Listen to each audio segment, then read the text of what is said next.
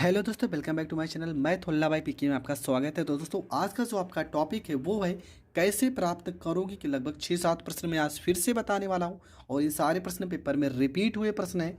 तो पहला ही प्रश्न है, लिखा है एसिटाल्डिहाइड से आइडोफार्म। और ये रिएक्शन कितना ज़्यादा इंपॉर्टेंट है ये हमें बताने की ज़रूरत नहीं है, क्योंकि ये रिएक्शन पेपर में अक्सर पूछा गया है। एक लाइन का रिएक्शन है, आपको रट ही लेना है। क्या करना है, सबसे सिंपल है। एसिटाल्डिहाइड का अणु सूत्र होता है CH3CHO। ठीक है, आइडोफार्म बनाना है तो I2 आएगा ही, आयोडीन आ जाएगा, और प्लस में साथ में आएगा NaOH।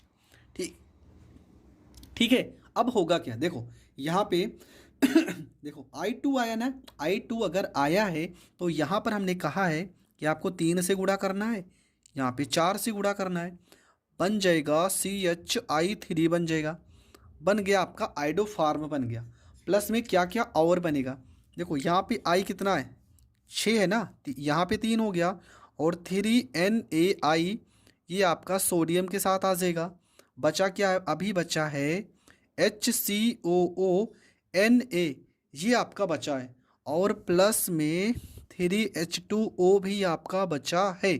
तो ये रिएक्शन कम से कम 10 बार पढ़ चुकी हो अब तक, तो आपको याद ही हो जाना चाहिए कि इसमें आइडोफार्म बनेगा, सोडियम आयोडाइड बनेगा, और सोडियम फार्मेट बनेगा। इतनी सारी चीज़ें बनती हैं, और मेन जो आपका है ये आपका आइडोफार्म है।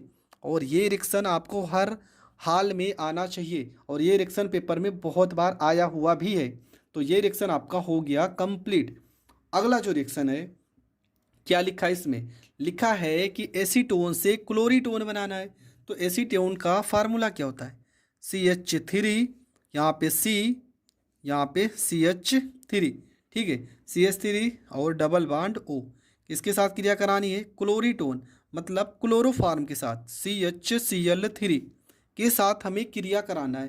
तो होगा क्या, देखो यहाँ पे लिखना है आपको C, कितने बांड है, 1 2 3 4, आपको लगा देना 1 2 3 4।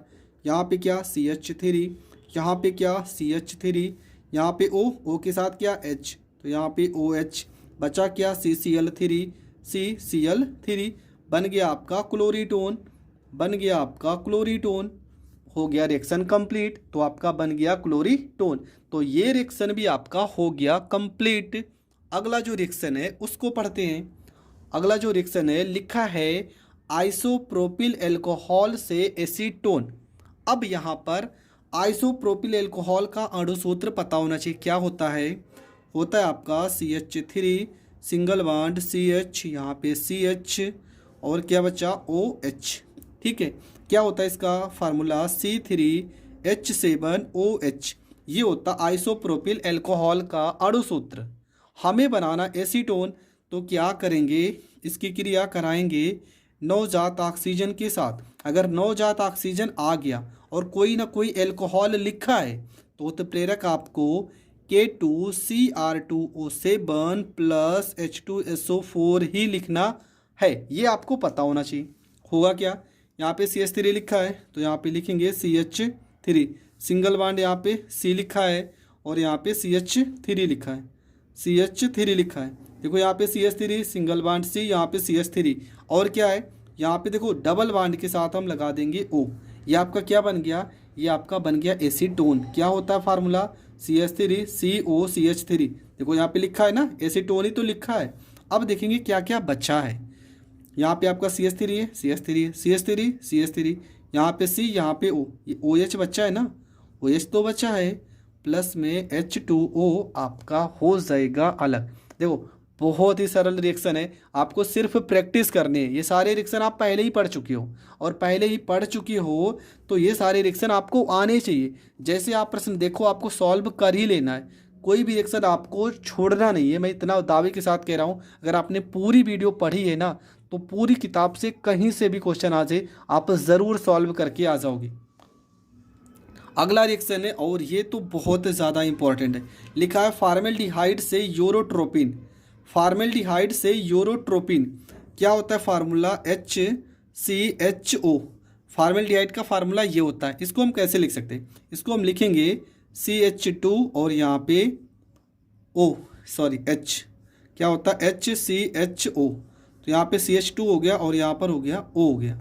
ठीक है, इसको हम इस तरह से भी लिख सकते हैं। तो ये आपका हो गया फॉर्मेल्डिहाइड।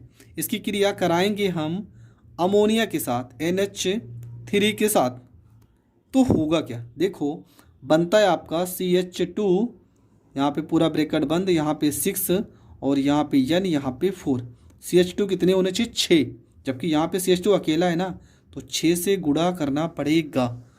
ठीक है, और N यहाँ पे कितना 4, यहाँ पे तो अकेला है, तो यहाँ पे करना पड़ेगा 4 से गुणा। अब ऑक्सीजन कितने हैं, देखो 6 ऑक्सीजन और हाइड्रोजन 4 तिया 12, प्लस में 6H2O, ये आपका अलग हो जाएगा। ये क्या है आपका, तो ये आपका हो गया यूरोट्रोपिन।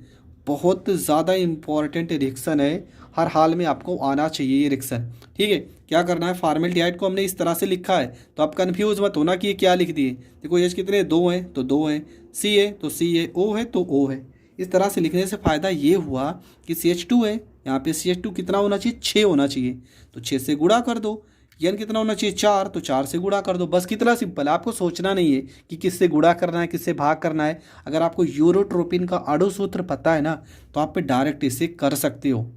अगला जो प्रश्न है, लिखा है एसिटिक अम्ल से फार्मिक अम्ल आपको बनाना है।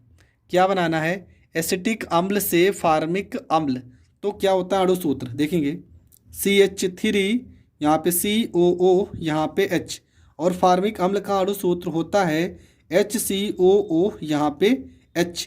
अब देखेंगे क्या, यहाँ पे H कितने 3 और 1 4, हमें कितने H की ज़रूरत है 2, तो यहाँ पे H 2 हो गया ना, और CO हो गया, प्लस में इसकी क्रिया नवजात ऑक्सीजन से कराएंगे। ठीक है, नवजात ऑक्सीजन से कराएंगे, और उत्प्रेरक रहेगा KMnO4, उत्प्रेरक रहेगा KMnO4।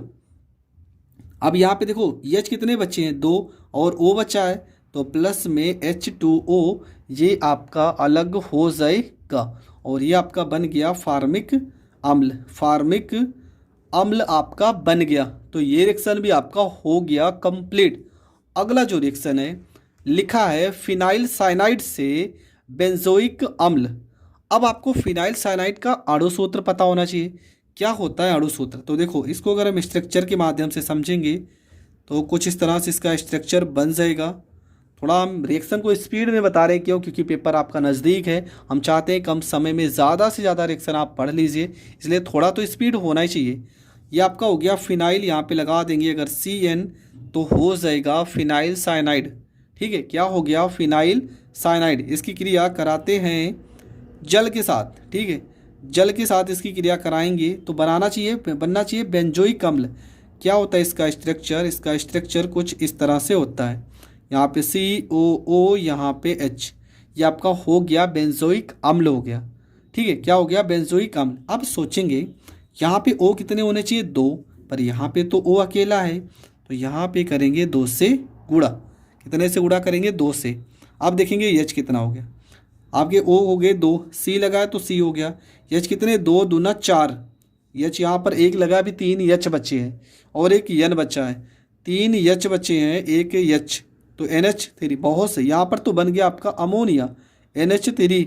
ठीक है, कुछ मात्रा में अमोनिया के अवशेष मिलेंगे। अब मेन जो आपका प्रोडक्ट है वो है बेंजोइक अम्ल। ठीक है, आप इसे भी लिख कर आओगे, अमोनिया को लिखो या ना लिखो उससे मतलब नहीं है, आपका जो मेन प्रोडक्ट है ना वो बनना चाहिए। मेन प्रोडक्ट अगर आपका बन रहा है तो एग्जामिनर जो होगा वो यही देखता है कि आपका जो मेन प्रोडक्ट है वो बना है कि नहीं। अगर वो बना है तो आपका रिएक्शन पूरी तरह से सही है, इसमें आपको पूरे के पूरे नंबर मिलेंगे। तो ये रिएक्शन भी आज का हो गया कंप्लीट। तो आज के लगभग 6 रिएक्शन थे, ये 6 के 6 रिएक्शन भी आपके हो चुके हैं कंप्लीट। मिलेंगे नेक्स्ट वीडियो में, तब तक के लिए जय हिंद जय भारत। चैनल पर नए हैं तो प्लीज़ चैनल को सब्सक्राइब ज़रूर कर लें और अपने दोस्तों तक वीडियो को ज़रूर शेयर कर दें।